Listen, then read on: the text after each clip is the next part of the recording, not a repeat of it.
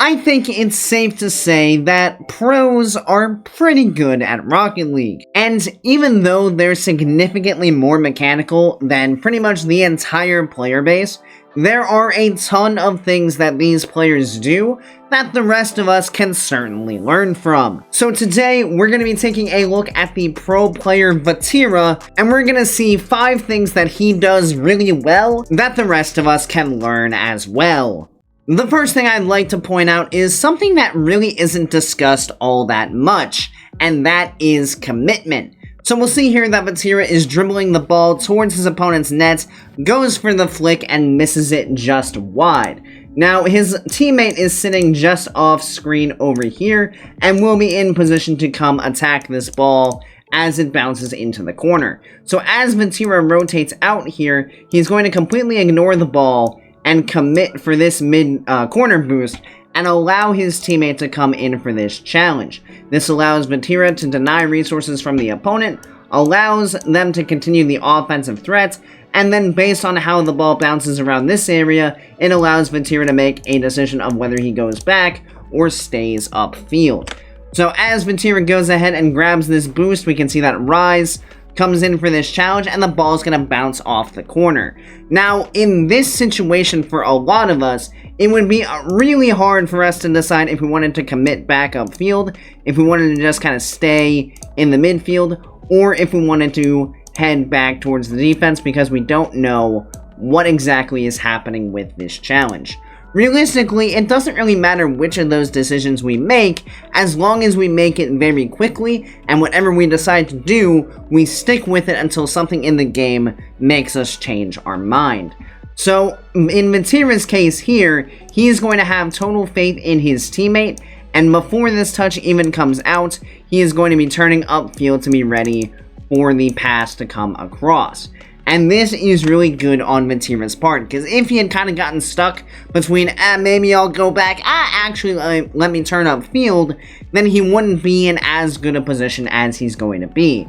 So you can see he immediately commits to turning upfield, even though there might be a challenge coming out.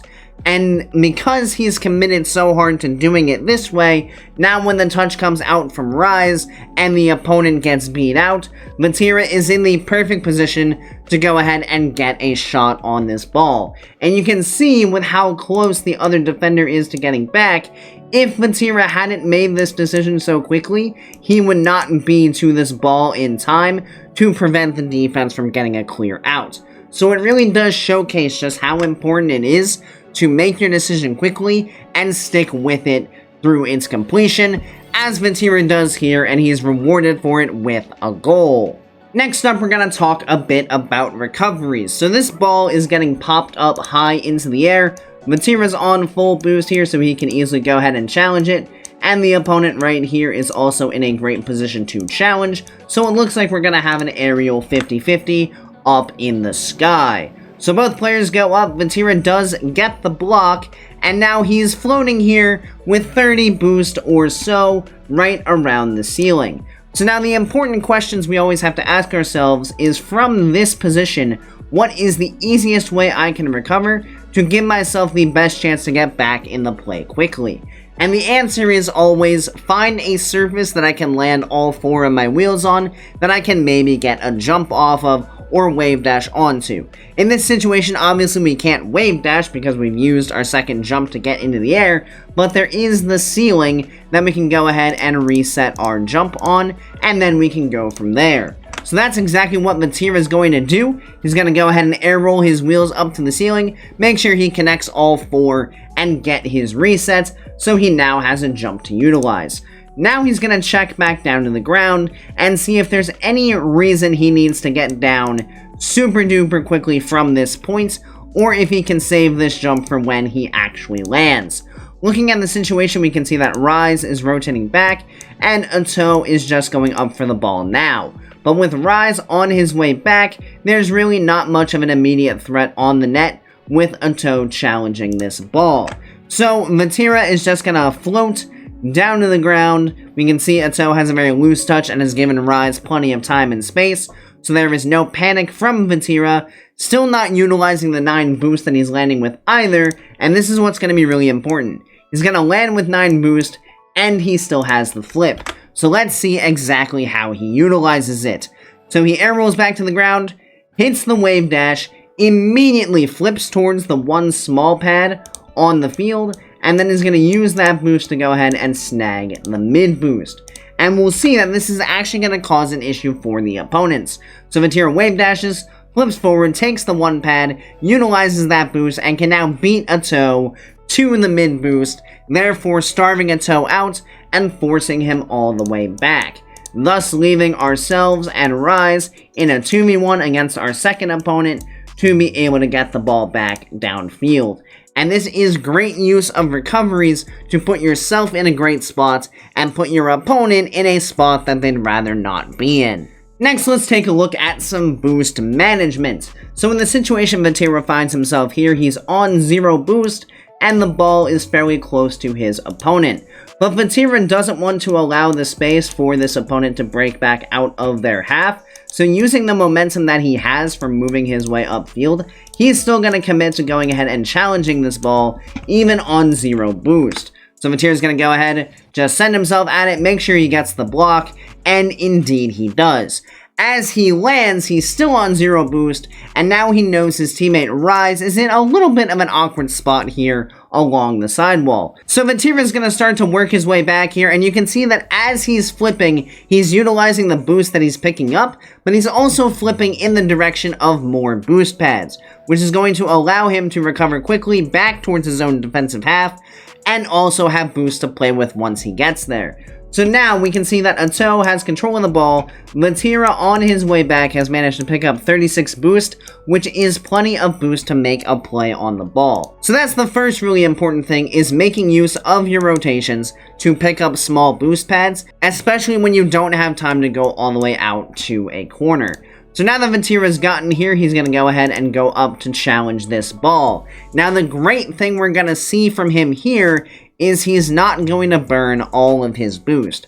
For a lot of players, we jump up to make a touch on the ball, and we just hold down our boost button until we make the touch we need to. When in reality, we don't actually have to use all the boost we think we do.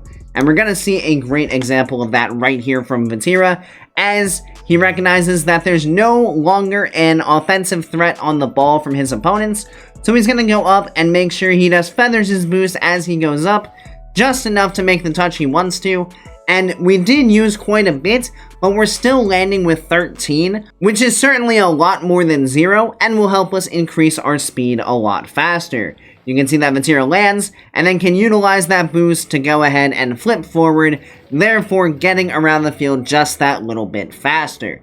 It's a very small aspect of the game, but it's a really important thing to think about as you're pretty much doing anything around the field. If you're ever in a situation where you can preserve boost and still make the effective play that you want to, that is absolutely what you should go for. Because even if you just have a little boost, you are certainly able to do much more in the play as opposed to if you had 0. Next up on our list, let's take a look at some patience. So we can see in this situation here that we have our teammate rotating back, and Ato is going to be in full control of this ball. Yes, we have 100 boost, but if we just dove in for this, it's highly likely that our opponent just takes the ball around us, and that leaves our teammate in a very bad spot. So Vatira's going to recognize the situation that he's in, and he's going to play with some patience here.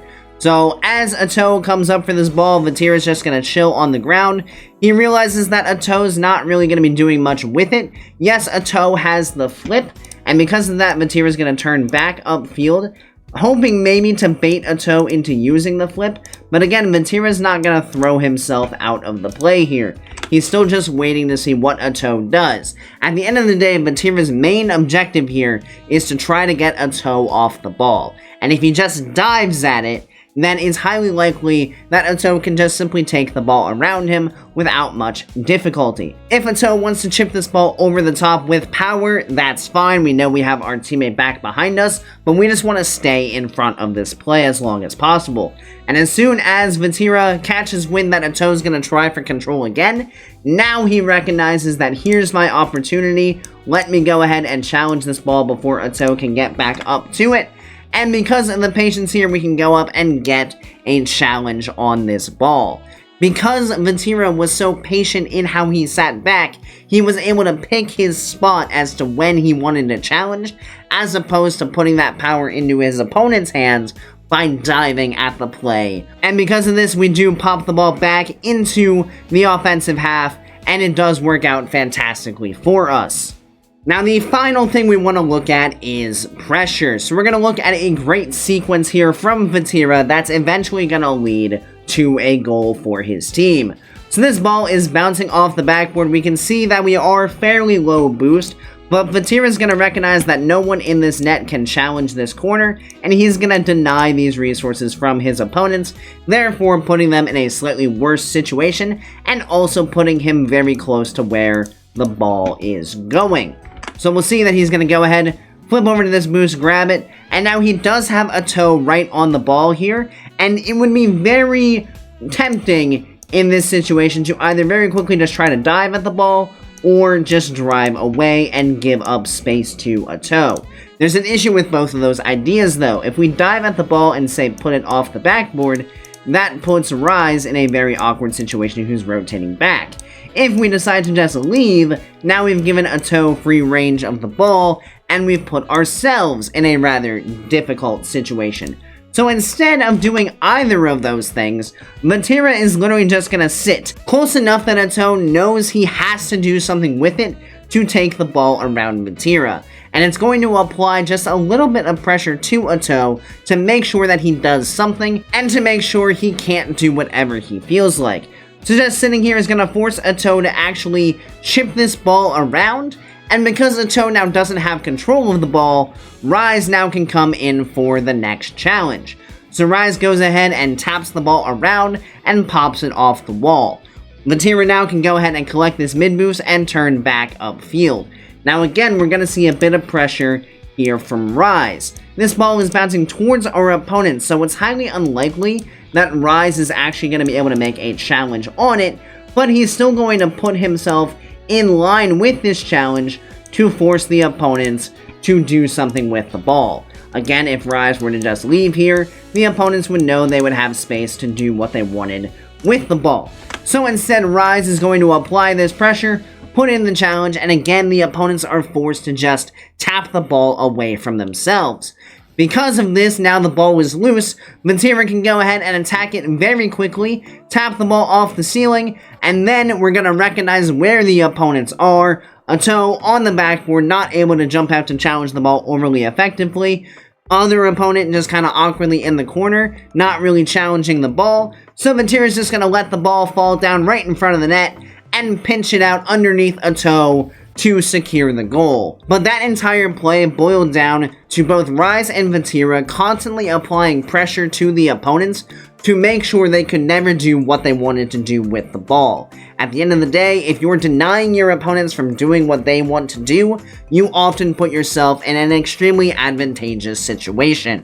The important thing to remember is that you can learn a lot from higher rated players that don't have to be based on mechanics. Sure, people like pros are doing all kinds of crazy things, but you really don't need to do that level of mechanics at lower levels. So I do highly encourage you guys to take what you saw in this video and even look at pro replays of your own to see what they're doing that even at your current skill level you would be able to apply in your own game. I do hope you guys found this video helpful. If you did, make sure you click that subscribe button right down below so you make sure you don't miss any future Rocket League content. Additionally, if you'd like to be more involved in this community, please consider joining my Discord, link down in the description. So thank you everybody so much for watching, I hope you have a great rest of your day, and I'll see you next time. See you later, guys.